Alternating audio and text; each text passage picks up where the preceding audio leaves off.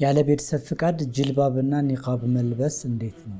የሚጠይቀው ነገር ሁሉ ይሟላለታል። አንድም እምቢ የሚባል ነገር የለም። ጀነት ገብተት ያበቃ እንዳው መቅራት እንኳን ባይችል ካስቴት አዘጋጅቶ ልክ ማታ ሲተኛ ለስለስ ባለ ድምጽ ያስቀረው። ግን ወንጀሉን እየቀጠለ ዝም ብሎ ከዛ ከድርጊቱ ሳይወገድ ማረኝ ማለቱ በቂ አይደለም ነው።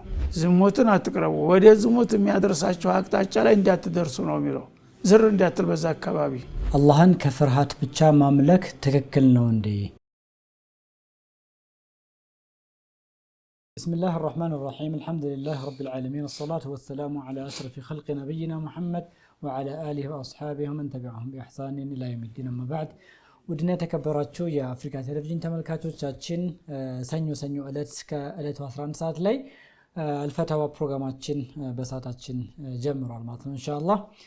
እስከዛሬ ስታደርጉ እንደነበረው መስመር ላይ ወይም ስክሪን ላይ በመታገኘው ስልክ ቁጥር በመደወል እንደዚሁም የቴሌግራም ዩዘር ኔም በመጠቀም ጥያቄዎቻችሁን በመጻፍ እንድታደርሱን እንጠይቃለን ኢንሻአላህ። እኛም ደግሞ በተቻለ መጠን ከወዱ ሼኻችን ጋራ ጥያቄዎቻችሁን በቅደም ተከተል ለማቅረብ የተቻለንን ጥረት እናደርጋለን ኢንሻአላህ። እስከ ፕሮግራማችን ፍጻሜ አብራችሁን ቆዩ። ሼኽና አህላ ወሰህላ መርሐባ ኢንሻአላህ። ያው ተመልካቾች እስከሚደውሉ ከተላኩ ጥያቄዎች እንጀምርና በአሁኑ ሰዓት ላይ በሶሻል ሚዲያ ላይ የተለያየ ነገሮች ይሰራሉና በሶሻል ሚዲያ ላይ የግል ህይወት ዝርዝሮችን ማጋራት ከሪያ አይመደብም ወይስ ይፈቀዳል የሚል ጥያቄ አለ። ቢስሚላህ አልሐምዱሊላህ ሰላቱ ወሰላሙ ዐላ ረሱሊላህ ሰለላሁ ዐለይሂ ወአሊሂ ወሰለም። እንደ ሁኔታው ነው እንግዲህ ጥሩ ምሳሌ ሆኖ ለመታየት ሌሎችን ለማነቃቃት ከሆነ አላማው ሊሆን ይችላል። ግን ያንንም እኔ እንዲህ አደርጋለሁ በሚል ሳይሆን አንዳንድ ጥሩ ሰዎች እንደዚህ የሚያደርጉ እንዲህ ያደርጋሉ እኛም እንድንዛ ብንሆን ለመሆን ብንሞክር ጥሩ ነው። አርአያ ብናረጋቸው ቢባል ጥሩ ነው። እኔ አደርጋለሁ እንዲህ ነኝ ከተባለ ያው ወደ ሪያ መሄዱ አይቀርም። እሱ እንኳን ባይነይተው ሰዎች አጉረኛ ነው የሚሉት። ስለዚህ ስለራሱ አንድ ሰው ራሱን ማመኳሸት አይገባም። አላህ ሱብሓነሁ ወተዓላ ፈላ ተዘኩ አንፉሰኩም ወአዕለሙ ቢመን ኢተቃ ይላል። ራሳቸውን አታድንቁ፣ አላህን የሚፈራውን ሰው አላህ ነው የሚያውቀው፣ ራሳቸውን አታወድሱ ይላል። ስለዚህ ከዛ ጋር እንዳይጋጭ መጠንቀቅ ያስፈልጋል ነው። ጀሚል ኢንሻአላህ። ሌላኛው ደግሞ ብዙ የተሰራጨ ነው ብዙዎቻችን ዘንድ የሰውን ስሜት የሚጎዳ ቀልድ ወይም ደግሞ ማሾፍ ሸሪዓዊ ብያኔው እንዴት ነው? መተራረብ ይሉታል። ሰውን ስሜት የሚነካ ከሆነ ክልክል ነው። ወላ ተናበዙ ቢልአልቃብ ይላል አላህ ሱብሓነሁ ወተዓላ። በቅጽል ስም ሰው እንግዲህ በቁመቱ በመልኩ በምን ይፎክቱታል። እንደዛ አድርጎ የሰውን ማንነት የሚነካ ነገር ከሆነ ያንን ማድረግ የለባቸውም። ቢእሰል እስሙል ፉሱቁ ባዕደል ኢማን። ይህንን የሚያደርግ ሰው ወደ ፊስቅ ይገባል። ሙእሚን ተብሎ ሲያበቃ ደግሞ ወደ ፋሲቅ መባል አስቀያሚ ነገር ነውና እንደዚህ እንዳታረጉ። ወላ ተልሚዙ አንፉሰኩም ወላ ተናበዙ ቢልአልቃብ ቢእሰል እስሙል ፉሱቁ ባዕደል ኢማን ወመን ለም የቱብ። ከባድ ወንጀል ስለሆነ ከእንዲህ አይነት ድርጊት ያልተቆጠበ ሰው ኡላኢከ ዛሊሙን ይላል ማለት ነው። ጀሚል ኢንሻአላህ። ከእስላም ውጪ ያሉ አንዳንድ ልማዶችን መከተል ለምሳሌ ልደት፣ ቤቢ ሻወር እነዚህ ነገሮች ከፈጠራ ይመደባሉ ወይ ከቢድዓ? አንዳንዶቹ ያው የሌላ ባህል የሆኑ ከሆነ በአንድ በኩል ቢድዓ ናቸው፣ በሌላ በኩል ደግሞ ተካፊሮች ተይሁዶች ተነሳራዎች የተወረሰ ከሆነ ላተተሸበው ቢልኩፋር የሚልም ደግሞ አለ። ስለዚህ ጥንቃቄ ማድረግ ያስፈልጋል ማለት ነው። ሰዎች ሁልጊዜ ድንጋራ የተያዘ ከሆነ ማለት ነው። ባህላዊ ተራ ነገር ከሆነ የዱንያ ጉዳይ ከሆነ ሊሆን ይችላል። ግን ድንጋራ የሚያያዝ ከሆነ ያ ማንኛውንም ነገር መቆጠብ አለብን። አይዋ ጀሚል ኢንሻአላህ። ሌላኛው ጥያቄ አላህን ከፍርሃት ብቻ ማምለክ ትክክል ነው እንዴ ይላል። እዚህ ላይ ተያይዞ አንዳንድ መጽሐፎች ላይ ስናይ አንበሳ አይቶ ቢፈራ ምን ቢፈራ ይሄም እዛ ውስጥ እንትን ይላል ወይ ብለውም ያነሳሉ አያይዘው። ፍርሃት በሁለት መልክ ይከፈላል። በሸር የሚከለከለው በሚስጥር በቃ የመንፈሳዊ የሆነ ፍርሃት ነው። መንፈሳዊ የሆነ ፍርሃት የሰውዬ ይጣላኛል፣ ውስጥ ያለውን ያይብኛል ምናምን ብለው የሚጨነቁ አሉ። የዛ አይነቱ ይጎዳኛል ወይም ደግሞ አንድ ነገር ያመጣብኛል ብሎ የሚፈሩ ከሆነ ይሄ ወደ አምልኮት ይሄዳል ማለት ነው። ግን ጠቢዒ በሆነ መልኩ ሰው አደጋ ይፈራል እና ድንገት የሚያስደነግጥ ነገር ሲመጣ አትደንግጥ አትፍራም ቢሉትም ጠቢዒ ነው፣ አይተውም ማለት ነው።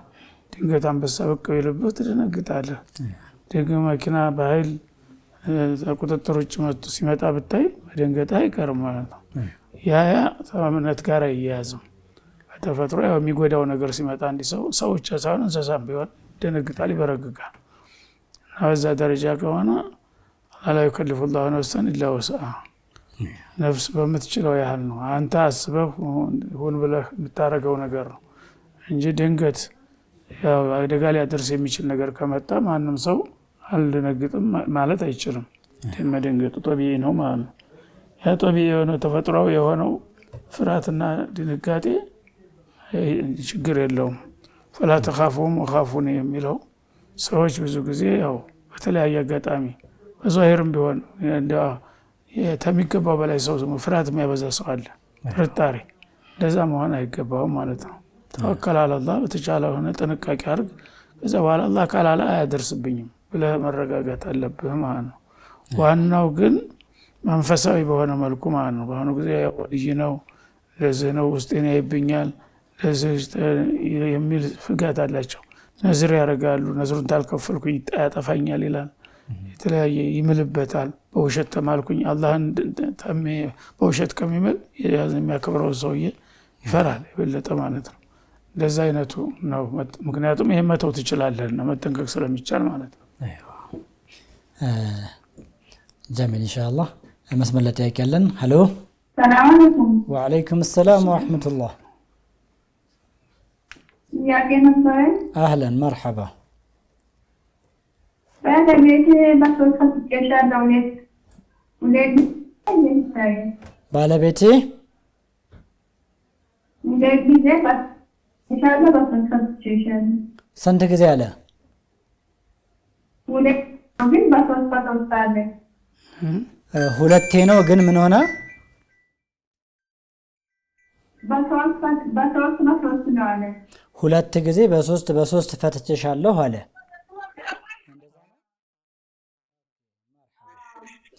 በቃ ምላሽ ያገኛል ኢንሻአላህ። ባለቤቴ በሶስት ፈትቼሻለሁ ብሎ ሁለት ጊዜ አለ። እንዴት ይታያል? እንደዛ ነው አይደለም ጥያቄው? በሶስት ፈትቼሻለሁ ቃሉም በጥቅሉ ነው። ፈትቼሻለሁ ብሎ ሳይደጋግም በሶስት ፈትቼሻለሁ የሚለውን ሁለት ጊዜ አለ ነው የምትይው። ሄሎ፣ በሶስት ፈትቼሻለሁ ብሎ ሁለት ጊዜ ነው ያለው አይደለ? ከዛ በፊት ፈቶሽ አያውቅም። ስለዚህ በሶስት ፈትቼሻለሁኝ ካለ ሶስት ድረስ ነው አንድ ሰው መፍታት የሚቻለው። ሁለት ጊዜ ተደገመው እንዳውም ወደ 6 አሳደገው ማለት ነው። የሌለውን ጭምር ነው የፈታው። ምናልባት የመጀመሪያውን ቃል አልሰማሽኝም ብሎ ለማረጋገጥ ከሆነ ያው አንዴ ነው ሶስት ያለው ማለት ነው። ለማንኛውም ሶስት ያለ ሰው ሌላ ካላገባሽ በስተቀር መመለስ አትችይም። ሶስት እስካለ ድረስ ማለት ነው። ሶስቱን ፈትቼሻለሁ ያለ ሰው መመለስ የሚቻለው አንዴ የፈታ ወይም ሁለተኛ የፈታ ነው። ሶስቱን ታለ በጥቅልም ሆነ በዝርዝር ያው ሶስቱ አልቋል ማለት ነው። ምክንያቱም አጠላቁ መረታን ፈኢምሳኩም ቢማዕሩፍ ይላል ቁርአን። የሚያማልሰው ፍች ከአንድ እስከ ሁለት ሲሆን ነው። ፈኢን ጠለቀ ይላል ከዛ ቀጥሎ ፈላ ተሂሉ ለሁ ሚን ባዕዱ ሐታ ተንኪሐ ዘውጀን ገይረህ። ሶስት ተፈታ ሌላ ታላገባች በስተቀር መመለስ አትችልም ስለሚል ሶስቱን ካለ ጤናማ ከሆነ አእምሮ ደግሞ ወፈፍ የሚያደርገው አእምሮ የተነካ ከሆነ እሱ ላይቆጠር ይችላል። ግን ሙሉ በሙሉ ራሱን እያወቀ ከሆነ እንዲህ ያለው አልቋል። እንደገና ያው ሌላ አግብተሽ ታልተመለሽ በስተቀር በአሁኑ ረጃቱ ማለትም አይችልም እንደ አዲስ ማሰርም አይቻልም ነው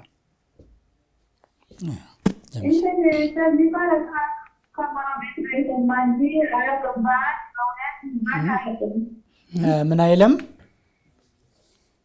በሶስት በአንድ ፈትቻለሁ በሁለት ልባል አያውቅም ከጎረቤት ሰው በሶስት አለኝ ኦኬ አያውቅም በሶስት በሁለት ምናምን እንደሚባል ምን ያክል ደረጃ እንዳለው አያውቅም ነው አያውቅም በአንድ በሶስት ልባል ከጎረቤት ሰምቶ ይህን ራሱ ይጠይቅ ምክንያቱም እንደዚህ አይነት ነገር አንቺ አሁን በራስሽ በኩል ነው እየጠየቅሻለሽው እሱ ያሰበውን ነገር አንቺ ማብራራት አትችይም እሱ ነው ይሄን መናገር ያለበት ማለት ነው ሰዎች ችግር ሲያጋጥማቸው የተለያየ ምክንያት ዘዴ ፈጥረው ለመጠምዘዝ ይሞክራሉና እሱ ራሱ ደውሎ በግልም ቢሆን ያናግራል አሁን ቆን ማለት ነው አሁን ተጨረሰው ታዲያ ምን እናርግኝ ሌላ ምክንያት ካለ ወይ ደውሎ መጠየቅ እሱ ቢደውል የተሻለ ይሆናል ለምን እንዲያለ እንዴት እንዲያለ አሁን ያንቺን ቃል ተመርኩዘን ነው እኛ ምን ነገር ምናልባት የተለየ ሐሳብ ሊኖረው ይችላል አንዳንዶችም ውሸቷን ነው አልፈታሁም የሚልም አለ ለማንኛውም እሱ ይጠይቅና የበለጠ ያረጋግጥ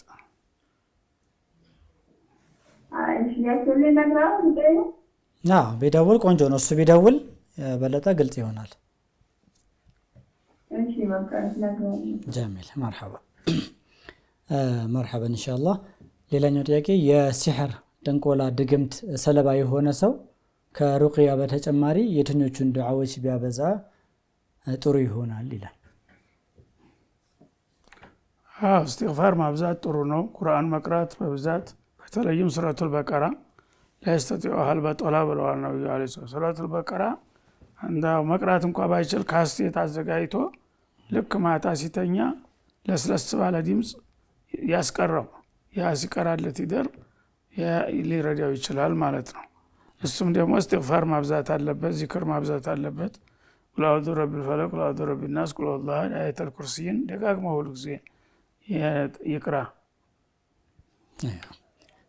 ጀሚል ኢንሻአላህ ሌላኛው ሰዎች ሰውን ሲያሙ ከመስማት መራቅ ካልተቻለ እዚያው ስፍራ መቀመጥ حرام ይሆናል ወይ ሰዎች በሚያሙ ጊዜ መከልከል ከቻልክ እዛው መከላከል ጥሩ ነው መራሚንኩም ሙንከረን ፈሊገይሩ ተብሏልና ማለት ነው እነሱንም ጭምር ታድናቸዋለህ ተው ብትላቸው የማይቀበሉ ከሆነ ግን የወንጀሉ ተሳታፊ እንዳያደርጉ አንተ ለመገለል ተቻልክ መገለል ይኖርብሃል ማለት ነው ምክንያቱም የሙንከር የሚሰራ ሰው ጋር ከተቀመጥ ያው ወይ ደጋፊ ወይ ነቃፊ ነው መሆን ያለብን ነቃፊ ከሆንክ ያው ዋጅብህን አውርደሃል ችግር የለም ይሄ ነገር حرام ነው አላህን ፍሩ ተው ትላቸዋለህ ማለት ነው የማይሰሙ ከሆነ ግን የሚየቱን እስከሚጨርሱ ወጣ ብለው መምጣት ትችላለህ ጀሚል መስመር ላይ ተያቀለን ሄሎ ሄሎ ሰላም አለይኩም ወአለይኩም ሰላም ወራህመቱላሂ ወበረካቱ አፍሪካ ቲቪ ተከል اهلا بك ጥያቄ በመንግስትና የእርግዝና መከላከያ የሚጠቀሙ ሴቶች አስመልክቶ ነበረና እሺ እና እነዚህ አንዳንዴ መከላከያ ሲጠቀሙ ሴቶች ሀይዳቸው ወቅቱን ሳይጠብቁ ይመጣሉ በመድኃኒቱ ምክንያት ማለት ነው ወይ በየሳምንቱ ወይ በየሁለት ሳምንቱ ይመጣል በትክክለኛው የሚመጣው በ28 ወይ በ30 ወይ ከ35 ወይ ይመጣል ግን የእነዚህ መድኃኒቱ የሚጠቀሙ ሰዎች ከስድስት ወር ያክል ሊቆይ ይችላል በመድኃኒቱ ምክንያት ያዛባ ሊሆን ይችላል የሚመጣው በየሳምንቱ ወይ በ3 ሳምንት ወይ በየሳምንቱ ሁሉም ነው ተዳፍናይ ምን እንዴት ይተለይቶ የነዚህ ሁኔታ የሚያጋጥመው ወቅቱ ይሆናል መጠቀማቸው ይቻላል አይቻልም ነው ወይስ አጠቃላይ መፍትሄ ነው ይተጣው በሚለው ምክንያት ይችላል ለመጠቀም ግን አሁን እየተጠቀሙ እየተደረገ መድኃኒቱ ምክንያት የሚመጣ የጎንዮሽ ጉዳት አለ ኦኬ ካለ ያ ነገር ደግሞ ደም ፈሰስ ሊገሙ ይችላሉ ማለት ነው። ሀይሳብ ይባል ትክክለኛ ሀይሳብ ሊሆን ያልጠበቀ ደም እስቲሃዱ ነው። እሱ ነገር እንዴት ይታያል? አዎ ይሄ ያው ሀይድ እና እስቲሃዷ የሚባል ነገር አለ። ስርዓቱን ጠብቆ የሚመጣው ሀይድ ይባላል። ዝም ብሎ ያለ ገደብ የሚመጣው ደግሞ እስቲሃዷ የበሽታ ደም ይሉታል ፉቃሃዎቹ ማለት ነው። ይሄ ደግሞ ሴቶች በገዛ እጃቸው መድኃኒት እየወሰዱ የሚያመጡት ከምንድን ይቆጠራል የሚለው አወዛጋቢ ነው። ምክንያቱም ይሄኛው በተፈጥሮ ነው የሚዛባው። ያ ህግ አለው ራሱ። ምክንያቱም መጀመሪያ የምታውቀው ከሆነ ጊዜው ምን ያህል እንደሆነ ወትሮ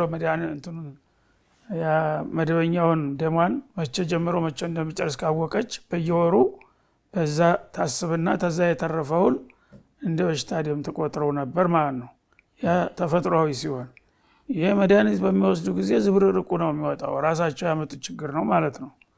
ተፈጥሯዊ ሳይሆን ሰው ሰራሽ ችግር ነው።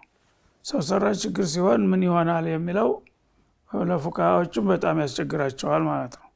ሀይድ ነው ለማለት ይቸገራሉ፣ እስቲሃዷም ነው ለማለት ይቸገራሉ። ምክንያቱም ከሁለቱም ውጭ ስለሚሆን ነው። እና ብዙ ጊዜ እንደዚህ የሚያጋጥማቸው ሴቶች ደግሞ መድኃኒቱን የማይመጥናቸውን መድኃኒት ሲወስዱ ነው ደግሞ እንደዚህ የሚሆነው። መጀመሪያ ሞክረው እንደዚህ አይነት ባህሪ የሚቀይር ከሆነ የሚዛባ ከሆነ እንደገና ሄዶ ፋርማሲያዎችን ማማከር አለባቸው። የመድኃኒት አልተስማማኝም፣ ለጤንነትም ይጎዳል ሁልጊዜ ደም በሚፈስ ጊዜ እና ሌላ ቀይሩልኝ ብሎ ማስቀየር ይኖርባቸዋል። አንዳንዶች ዝም ብለው የማይሆነውን ኪኒን ይሰጧቸውና በዛው ላይ ሁልጊዜ እንትን ይኖራሉ ማለት ነው። እና ይሄ ጤንነቴ ጋር አልሄደም፣ ሁልጊዜ ደም ይፈሰኛል፣ እስቲ ሌላ መድኃኒት የተሻለ አማራጭ ቢሏቸው ይሰጣሉ አማራጭ ማለት ነው። በዛ መልክ ለመቅረፍ ይሞክሩ፣ ጥሩ ነው። ለማንኛውም ወትሮ በኖርማል ጊዜ የሚመጣው ደም በየወሩ ለምሳሌ ስንት ቀን ላይ መሆኑን ካወቀች ደግሞ ስንት ጊዜ ቆይቶ እንደሚሄድ ካወቀች በዛ ሂሳብ መጀመሪያ አካባቢ ላይ መድኃኒቱን ተወሰደች በኋላ ሲመጣ ያው የጀመረበት ሰዓቱን ታውቀዋለች። እነዛ 6 ቀን ይሁን ወይም 7 ቀን ይሁን ታውቃለች፣ ወትሮ የነበረው ባህሏ ማለት ነው። የዛን ያህል ትጠብቅና ከዛ የተረፈውን ያው እንደ በሽታ ደም ትቆጥረዋለች ለጊዜው ማለት ነው። ይሄን የምታውቀው ከሆነ ማለት ነው። ካላወቀችው ደግሞ ያው ራሷ በመልኩ ይለያሉ። አንዳንድ ጊዜ ኖርማሉ ሀይድ የሚባለው ወደ ጥቁረት ይሄዳል፣ ደማቅ ነው። ያኛው ደግሞ የበሽታው ወደ ይቀጥናል እና መልኩም ወደ ቀይነት ነው ያደላል ማለት ነው። እንደገና ደግሞ ጠረንም ይለያል። የሀይዱ ጠረን ይኖረዋል፣ ይሄኛው እስቲሃዳው ጠረን አይኖረውም። በዛ ለመለየት ይችላሉ። ለማንኛውም ተከታትለው ራሳቸው አጥንተው እንትን ማለት አለ። ምክንያቱም ራሳቸው ያመጡት ችግር ስለሆነ ማለት ነው። ጀሚል መልስ ደርሷል ብዬ አስባለሁ ኢንሻአላህ። ሌላኛው ጥያቄ የኢማንን ጥንካሬ ለመጨመር ወይም ደግሞ ባለበት ለመጠበቅ በየዕለቱ መደረግ ያለባቸው ዋና ዋና ተግባራት ምንድን ናቸው ይላል። ጥሩ ነው። ዚክር ማብዛት በጣም ይጠቅማል። ሁልጊዜ ዚክር እዝኩሩላህ ዚክረን ከሲራ ወሰቢሁ ቡክረተ ወአሲላ ይላል አላህ። እና ጧት ማታ ሁልጊዜ ዚክር ኢማንን ያጎለብታል፣ አላህ ጋር ያለውን አላቃ ያጠናክራል ማለት ነው። ሌላው ያው ሱናን ማጥብቆ መያዝ ያስፈልጋል። ተቢድዓ መራቅ ያስፈልጋል። ተቢድዓ መራቅ ሱናን በተቻለ መጠን በማንኛውም በሶላቱም ሱና ነገሮችን መከታተል ቀብልያ ባድያን፣ በጦምም ከቻለ እንደዛው ማንኛውም ነገር ሱና ላይ ጠንካራ አቋም ያለው ሰው ኢማኑ ይጠነክራል ማለት ነው።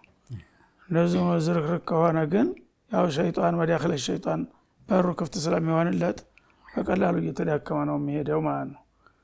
እና ዚክርን ማብዛት ዋና ወሳኝ ነው። ቁርአን መቅራት ይኖርበታል።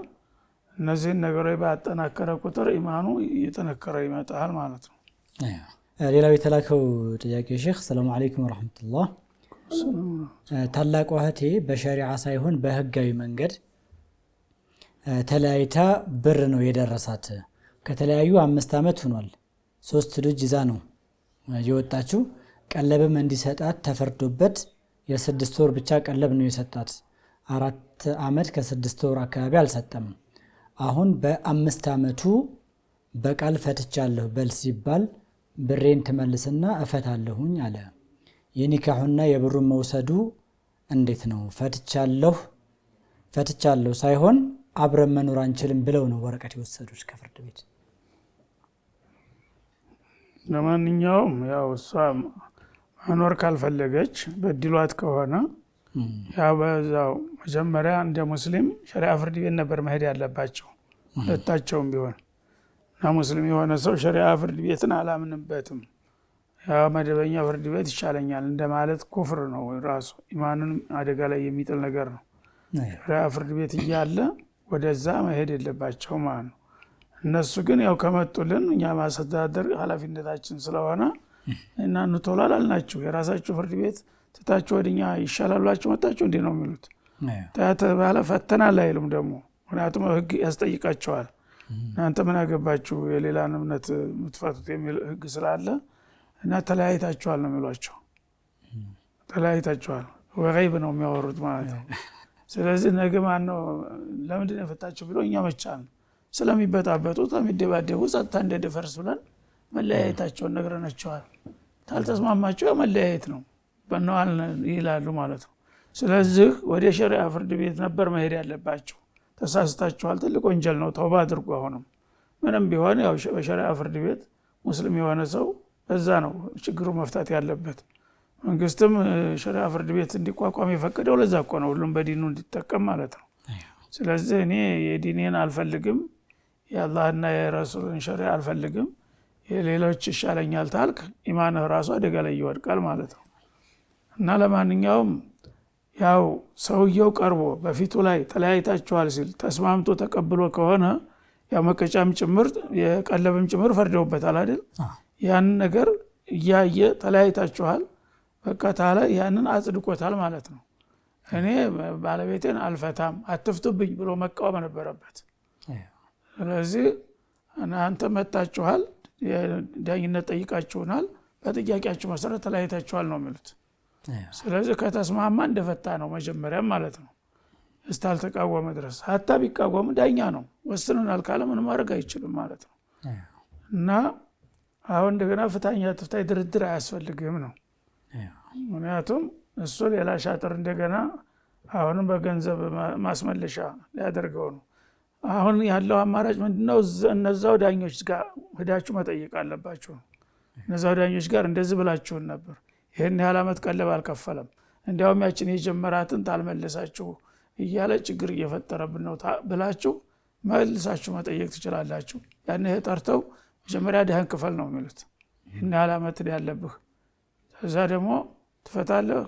እንዲያውም ተፈታችሁ የለም ወይ ተለያይታችኋል ለምንድን ነው ማስተቻግረው ብለው ሊያስፈራሩት ይችላሉ ማለት ነው። በዛ መልኩ ባትጀምሩ ጥሩ ነበር። አሁን ግን አዲስ ዳኛ ጋር ብትሄዱ ችግር ነው። እንደገና አዲስ ውሃ ብሎ ጭቅጭቅ ውስጥ ነው የሚገቡት። እነዛ ግን ውሳኔያቸው አልተከበረም። ይኸው እንዳርጎናል እንዳውም በተገላቢጦሽ አልፈታው ሚስቴ ነሽ እያለ ችግር እየፈጠረብኝ ነው ብላ ተጠይቅ። ጀሚል ኢንሻአላህ ሽክራን። መስመር ላይ ጥያቄ አለን። ሄሎ ወአለይኩም ሰላም ወራህመቱላሂ ወበረካቱ። እኔ ጠይቀው እሺ ያው እንደማንም እኔ አላህን አምናለሁ አላህን ወልጄላለሁ ግን ሁሉም አንዳንዴ ጀነትን ከጅላለሁና ጀነት አላህ ሲሰጠኝ ጀነት ውስጥ ቁርአን መቅራትን ፈልጋለሁና ነገር አላህን ነው ብለም ነው ጀነት ቁርአን መቅራት አላህ ሲጠሪ ጊዜ አማረት ነው ነገር ይቻላል አላህን ኦኬ ጥያቄ አላህን ተወነጅላለህ ያው ደግሞ ጀነትንም ትፈልጋለህ ቁርአን እንዲያገራልህና ቁርአን እንድትቀራ አላህ መለመን ነው የፈለከው አይደል? ጀነት ከሆነ ቁርአን መቅራት ማለት አሁን ይቀራለሁ ዱንያ ላይ ጀነት ወንጀሉን አቋርጠሃል። አሁን እየቀጠልክበት ነው ወንጀሉን ተቋርጠበት መሰለኝ።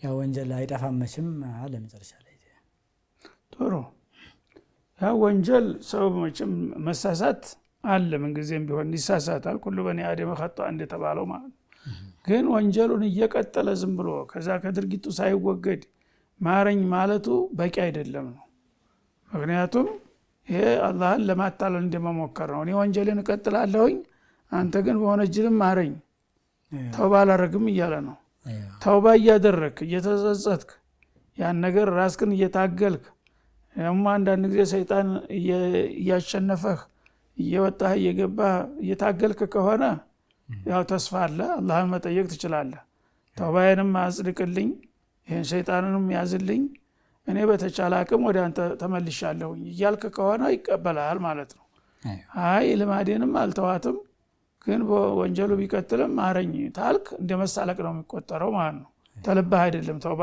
አልተጸጸትክበትምና ስለዚህ ተውባ አድርገህ ተጸጽተህ ተዛተ የምታረገው መጥፎ ነገር ተቆጥበህ ጌታ ያለፈውን ማረኝ ወደፊትም አይለመደኝም ብለህ ቃል ከገባህ ይምራህ ጀሚል ኢንሻአላህ ረፍተን ተመልሰን እንገናኝ ወደና ተከበራችሁ የአፍሪካ ቲቪ ተመልካቾቻችን ፕሮግራማችን አላለቀም ረፍተን ተመልሰን እንገናኛለን ፋሲል ወንዋሲል ኢንሻአላህ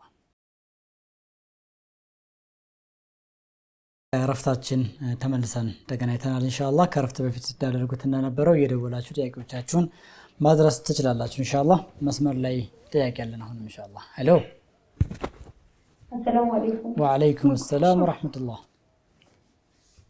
ጥያቄ ነበር አህለን መርሐባ ሴቶች ፖለቲካ ላይ መሳተፍ እንዴት ይታያል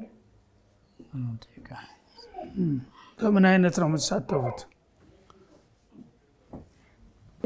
በበጎ ፈቃደኝነት ነው እና ሌሎችን ከፖለቲካ ጋር የተያያዘ ነገሮችን እንሰራለን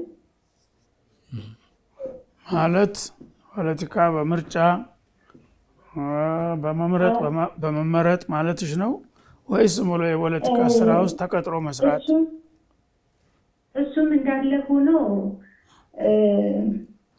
የፓርቲ የመንግስት ነገሮችን እንደዚህ እንሰራለን እና ከሚዲያ ውጭም ደግሞ ጥያቄ የምጠይቀው ነበረኝ መጠየቅ የምችል ከሆነ እስቲ አሁን ያለውን መጀመሪያ ይሄንን አሁን የፖለቲካ አንቺ የመንግስት ሰራተኛ ሆኖ ለመቀጠር ነው ወይስ ተመራጭ ሆነሽ በፓርላማን ወይም በፓርቲ ውስጥ ይሄን ግልጽ አድርገው አዎ ፓርቲ ውስጥ ነው ያለ ነው ነገር ግን አሁን ለምሳሌ ምርጫዎቹ ሲመጡ ምርጫውን ለማስፈጸም የምንሰራቸው ነገሮች አሉ የምንሰራበት ፓርቲ እንዲመረጥ ማለት ነው እንዲሁም ደግሞ በተጨማሪ የሌሎች እምነት በዓላት ሲደርሱ የበዓል ሙያ ብለን የምንሰጠው ድጋፎች አሉ እሱ እንዴት ይታያል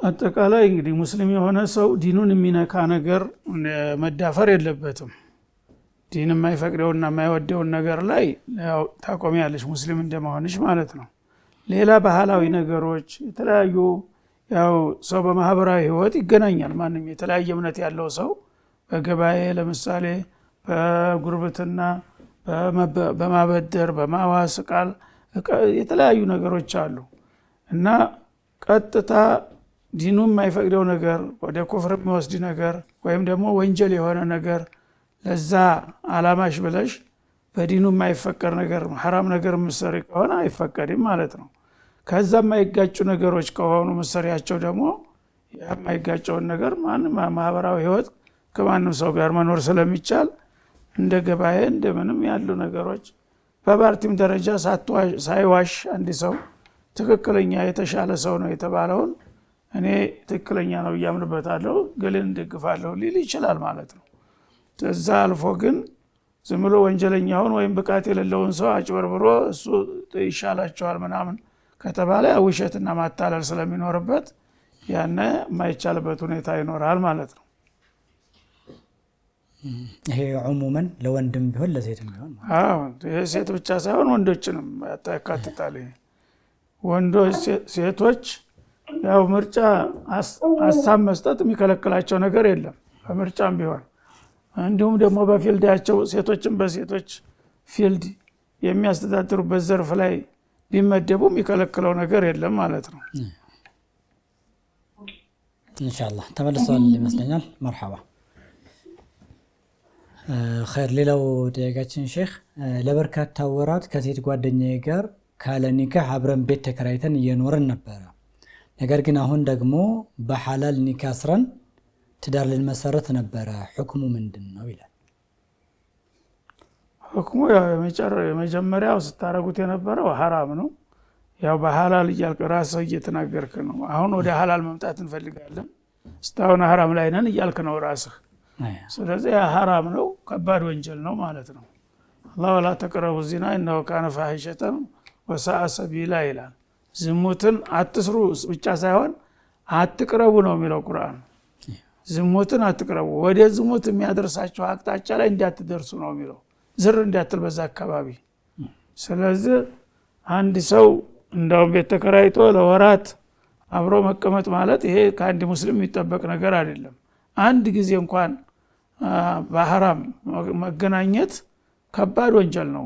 ዚና በጣም ከባድ ነው። ወላ ተቅረቡ ዚና፣ ዚናን አትቅረቡ ማለት ወደ ዚና የሚያደርሳችሁን አቅጣጫ እንዳትቀርቡ። ለምሳሌ ሰላም ብሎ መጨባበጥ፣ መሳሳም፣ መቀላለድ፣ መጨዋወት ራሱ የዛ የዝሙቱ መንደርደሪያ ናቸው።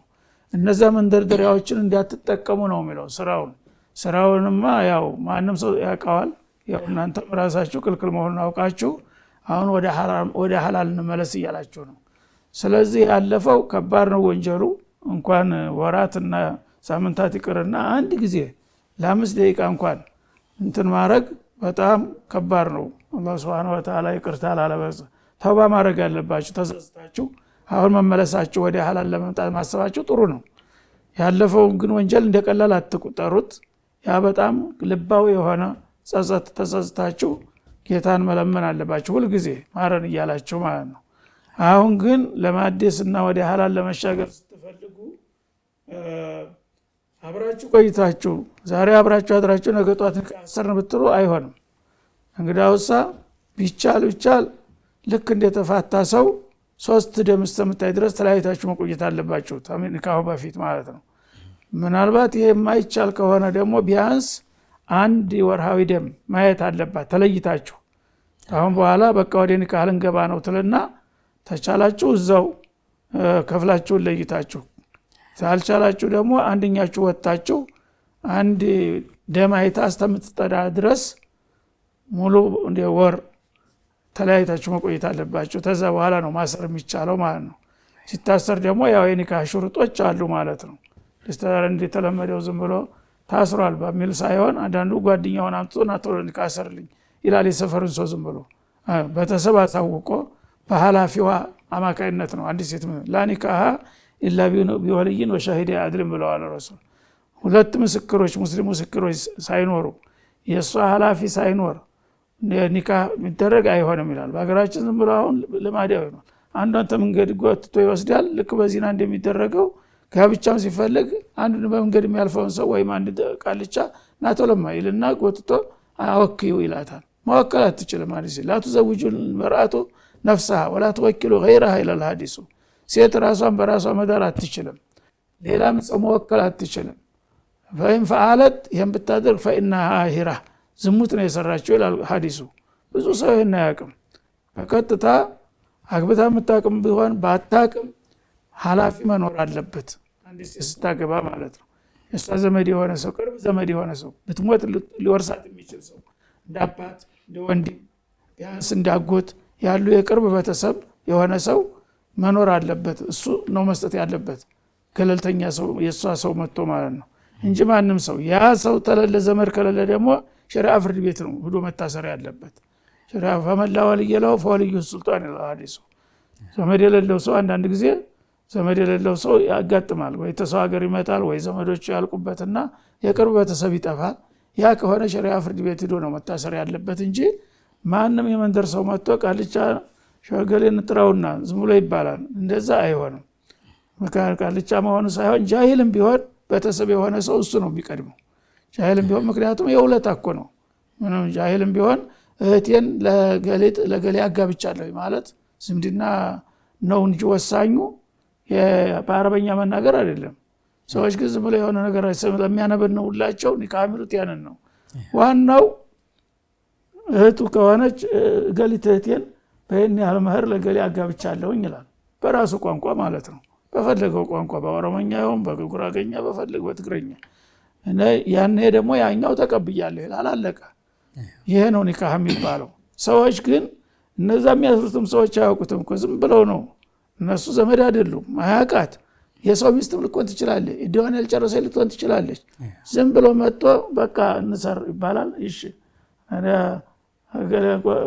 ወክል ሸውት ይባላል አታውቀውም ምክንያቱም ወልይ ማለት የእሷ ኃላፊ ቋሚ ማለት እኮ ነው አሁን ማተሳሰሩ ሳይሆን ነገ ችግር ሲያጋጥማት ከጎኗ ቆሞ መብቷን የሚያስከብር ማለት ነው ያንን ደግሞ የመንገድ ላይ ጠልፋ ያመጣው ሰው የታገኘዋለህ አጣ ብታገኘው እንኳን የምን አገባኝ ዘመዴ እኮ አይደለችም ቶሎ አሰርኛላችሁ አሰርኩኝ ዞርበል ነው የሚለው ማለት ነው በተሰብ ከሆነ ግን ወንድሟ አባቷ አጎቷ ከሆነ በክብር ሰጥቷታል መብቷ ሲነካ መጥቶ ይፈረዳል ማለት ነው ያ ነው የሚፈልገው በዛ መልክ ነው መታሰር ያለበት እንጂ ሁለታችን ከተስማማን ችግር የለም ብላችሁ አሁንም የሆነ ሰው ጎትታችሁ ብታስሩ አይሆንም ነው አይዋ ጀሚል شكرا شيخنا مسمر لي تياكلن الو الو مرحبا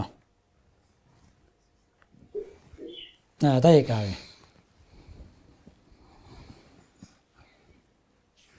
الو يسمال يسمع مرحبا طيب طيب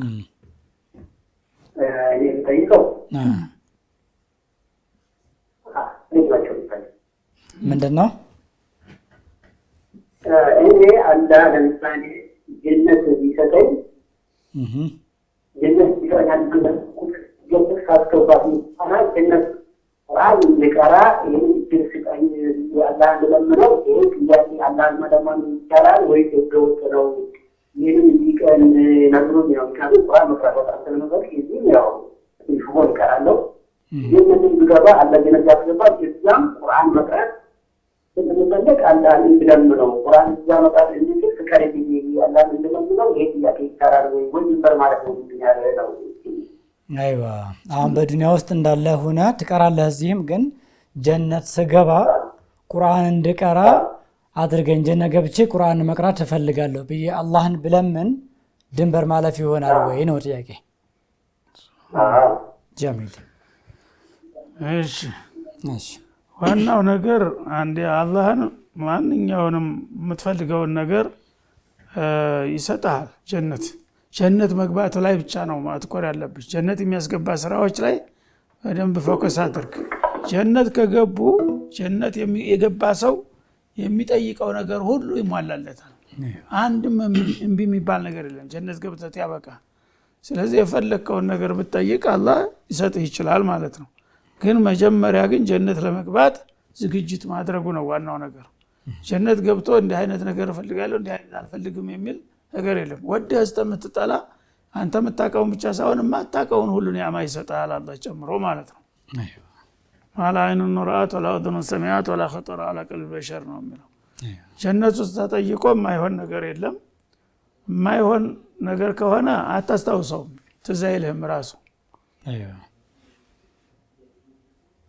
እና ብትጠይቅም ችግር የለም አሁን ግን አላህ ጀነት እንዲያስገባ ዋናው ዱዓ መሆን ያለበት ጌታ ጀነት እንዳትነፍገኝ ከጀሃነም ጠብቀኝ የሚለውን ዱዓ ነው ማጠንከር ያለበት እንጂ ዛሬ ቁርአን መቅራት ምናምን የሚለው ትርፍ ነገር ነው ተገባ እንኳን ቁርአን ሌላ ነገር ይሰጥህ የለም እንዴ ምን ችግር አለ ጀሚል مرحبا ان شاء الله مسمر لا ጥያቄ አለን ሄሎ ሰላም አለይኩም ወአለይኩም ሰላም ወራህመቱላህ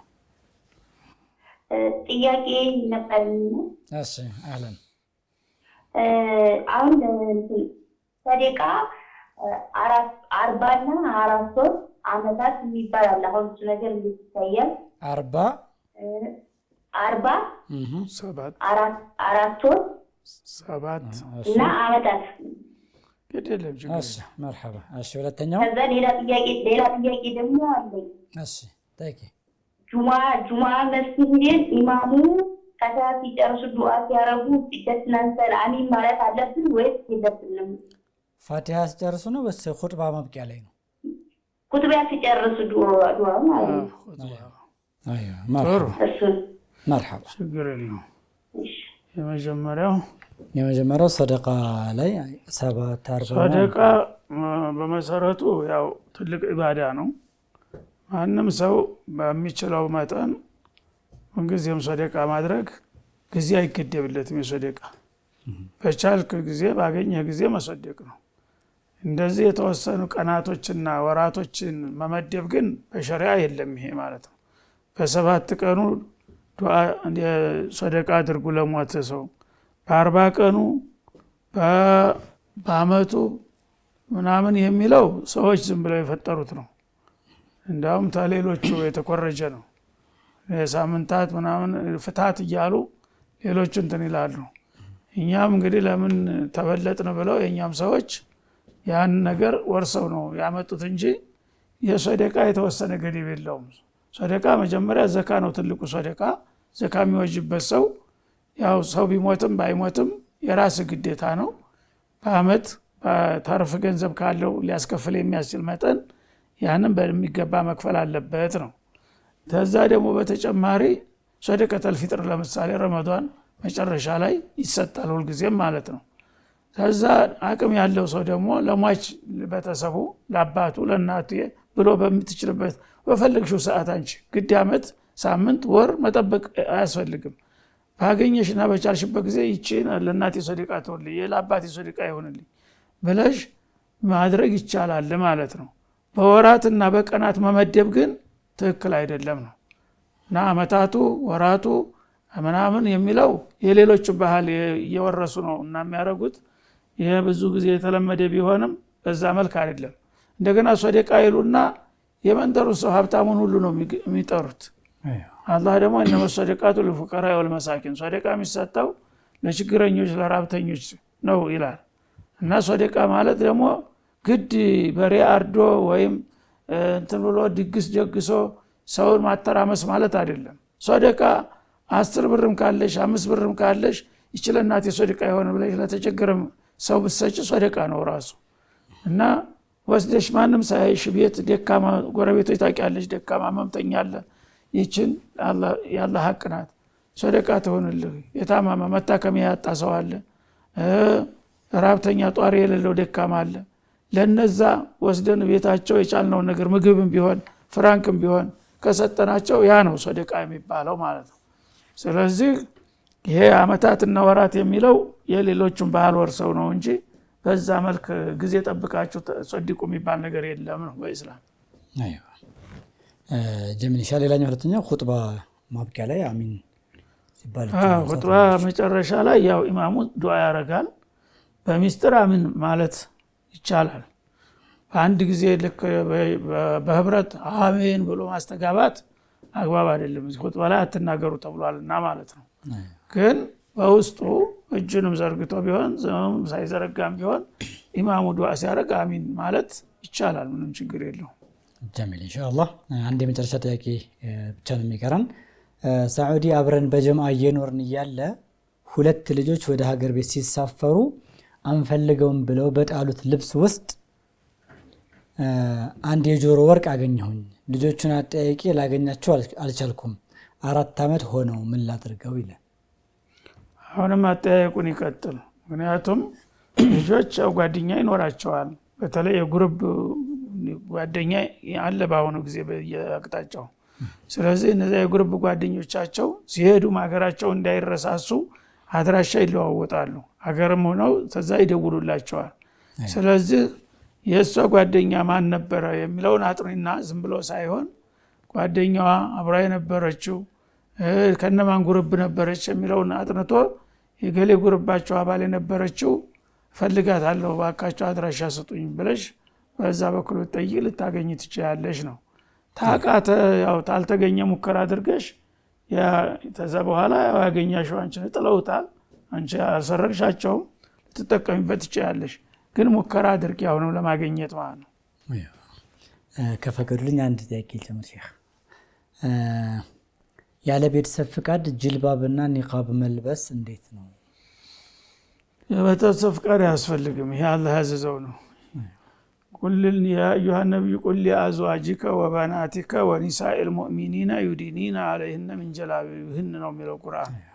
እና ኢባዳ ለማድረግ የቤተሰብ ፍቃድ አያስፈልግም። ሂጃብ ኢባዳ ነው እና ሂጃብ ልልበስ አልበስ ብሎ ባልን አባትን ማስፈቀድ አያስፈልግም።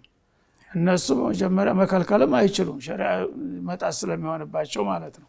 ያላወቁ ግን ባሎች እኔ አልፈልግም እንዳትለብሽ ይላሉ። መጀመሪያም ሲጋቡ እንዳውም ቃል ያስገባል ሂጃብ የምትለብሽ ከሆነ አልፈልግሽም ይላታል።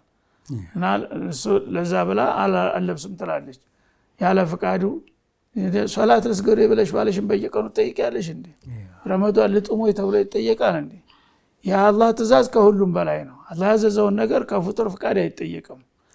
ምክንያቱም ግዴታ ነው ማለት ነው። እሱም ግዴታው ነው ያው ሚስቱን ማልበስ እንደ አንቺም ደግሞ መልበስ ግዴታሽ ነው ቢፈቅድም ባይፈቅድም ማለት ነው። ግን መግባባት ትዳሩ እንዳይፈርስ በጸባይ ያው እንደዚህ እኮ ማለት ጥሩ አይደለም። አንተ ሙስሊም አይደለህም እንዴ? አላህ ያዘዘውን ነገር እንዴት ትከለክለኛለህ ብለሽ ማስረዳት ትችያለሽ እንጂ አንተ እስካልፈቀድክ ድረስ አላደርግም ታልሽ ታንተ ታላህ አንተ ትበልጥብኛለህ ያንተ ፍቃድ ያከብራለሁ እንደማለት ነው የሚሆነውና ፍቃድ አይፈልግም በጌታ የታዘዘ ነገር ማለት ነው። ጀሚል ኢንሻአላህ ዛሬው ፕሮግራማችን እንግዲህ እዚህ ላይ ነው የምንቋጨው። ውድና የተከበራችሁ የአፍሪካ ቴሌቪዥን ተመልካቾቻችን የዛሬው አልፈታዋ ፕሮግራማችን ይሄን ይመስል ነበር። በቀጣይ እስከምንገናኝ ድረስ የአላህ Subhanahu Wa Ta'ala ጥበቃ አይለያችሁ እያልን የዛሬውን ፕሮግራም እዚህ ላይ እንጨርሳለን። ሰላም አለይኩም ወራህመቱላሂ ወበረካቱ።